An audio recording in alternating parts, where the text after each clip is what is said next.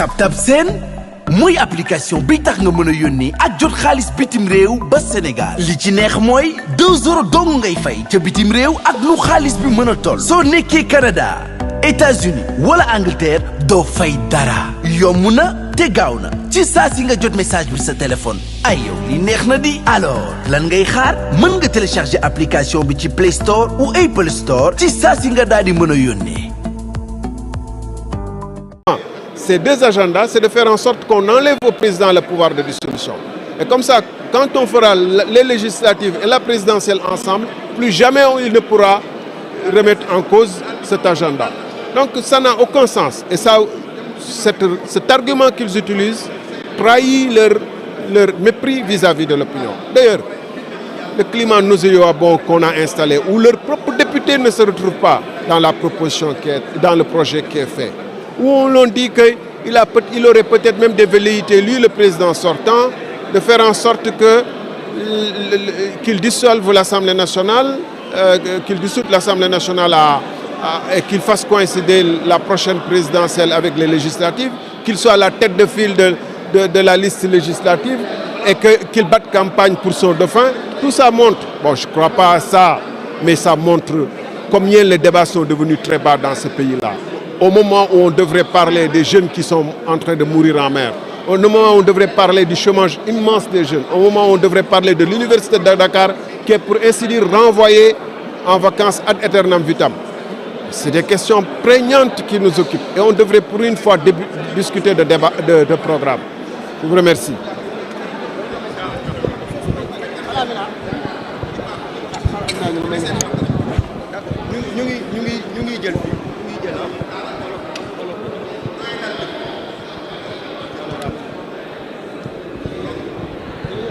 Ouais, ouais.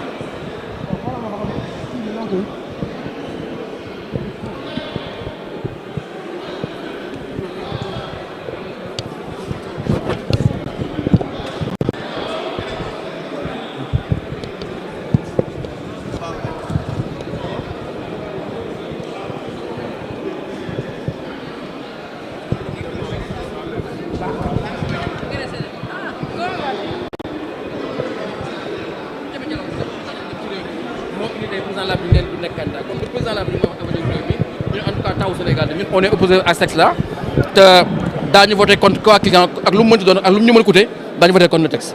léegi yeneen projet de loi yi ñu bëgg président bëggoon a introduire.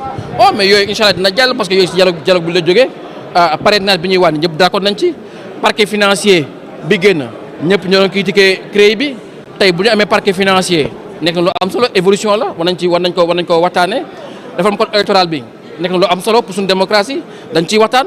Et je pense que yëpp ay avancées démocratiques la ñu war ci jublu lu gaaw avant ñu dem ci élection présidentielle parce que bii pas Sénégal yi tànn seen président en toute responsabilité. honorable yeneen projet de loi yi ñu bëgg président bëggoon a introduire. oh mais yooyu incha allah dina jàll parce que yooyu si dialogue bi la jógee parrainage bi ñuy wàññi ñëpp d'accord nañ ci parquet financier bi génn ñëpp ñoo doon critiquer CREI bi tey bu ñu amee parquet financier nekk na lu am solo évolution la war nañ ko waxtaanee réforme code électoral bi nekk na lu am solo pour suñu démocratie dañ ciy waxtaan.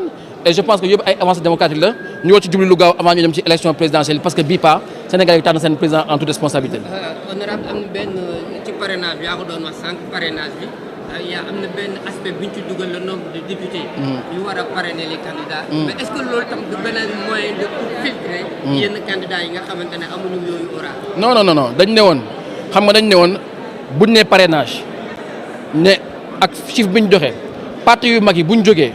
bu ñu jëlee li ñuy jël parti yi duñ dese dara wala ay doublons la ñuy am moo tax ñu ne bu ñu defee parrainage ak les maires et les présidents départementaux ak les députés tey xam nga taxawu am na 13 députés 14 députés Pastef am na ko PUR am na ko Benno Bokk Yaakaar am na ko kon jàpp nga ni parti yëpp soxlañu parrainage kon dañuy bàyyi parrainage citoyen bi ak parti yëpp ba pare wàññi ko pour que le maximum mën ko am pour mën nekk candidat donc avancé la du galgal avancé la. mais les candidats indépendants je veux dire. mais nag Sénégal on est dans une république. Les élections coûtent des millions aux citoyens. On peut pas se permettre ku jógee nekk candidat def sa benn 1000 voix après nga dem de sa CV na j'ai été candidat à l'élection présidentielle dugg di ut ay non ça peut pas marcher comme ça. Dans un pays comme président il faut avoir la représentativité et c'est un minimum je pense. Merci beaucoup Lara.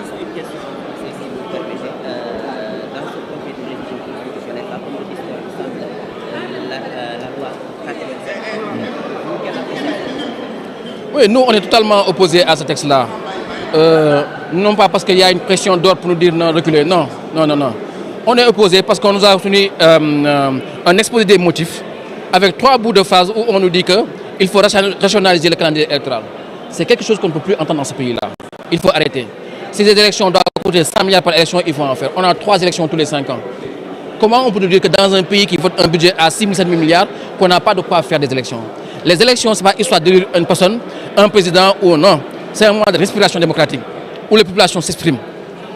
Nous avons dans ce pays-là une population qui explose, qui est jeune, qui est dynamique, qui est vibrante, mais qui quelquefois aussi peut être très violente. Mais si on veut que les populations puissent s'exprimer et désamorcer la radicalité, il faut qu'on multiplie les élections, qu'on multiplie les consultations populaires.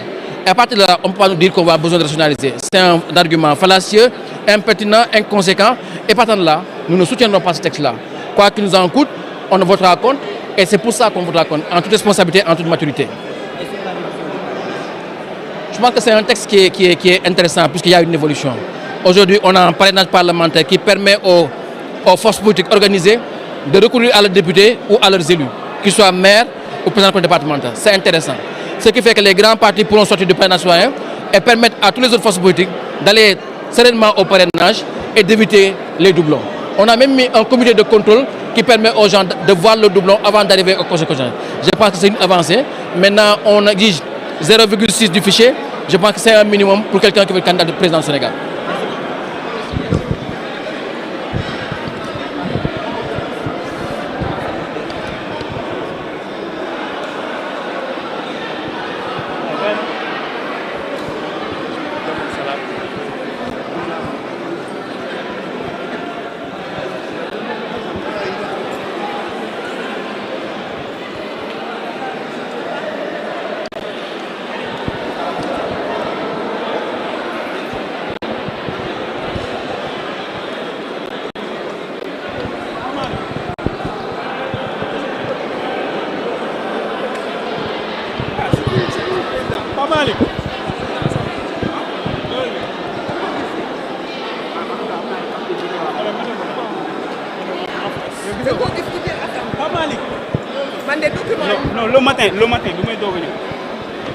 Le matin, je l'ai vu.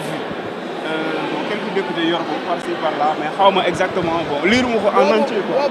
Article 87. Gis naa ko. Yow am loo. Aw ma. C'est bon. D'accord. Nafi, bon, je ne sais pas par où commencer. Comme vous n'avez pas vu encore l'article 87, allez-y. Il y a eu une polémique sur ça, sur la dissolution de l'Assemblée nationale. Le président aussi veut coupler les élections éventuellement, les présidentielles et les législatives. Quel est votre regard là-dessus? Ouais, vous savez, je ne peux pas me prononcer parce que je ne veux pas hurler avec les loups, je ne veux pas parler de quelque chose alors que la conférence des présidents est en train de se réunir. Et c'est la conférence des présidents qui verra l'exactitude des lois qui sont venues ici. C'est à elle de voir et de venir discuter après avec la commission des lois, les groupes parlementaires, si la loi est effectivement ici, si elle est effectivement déposée, si elle est effectivement...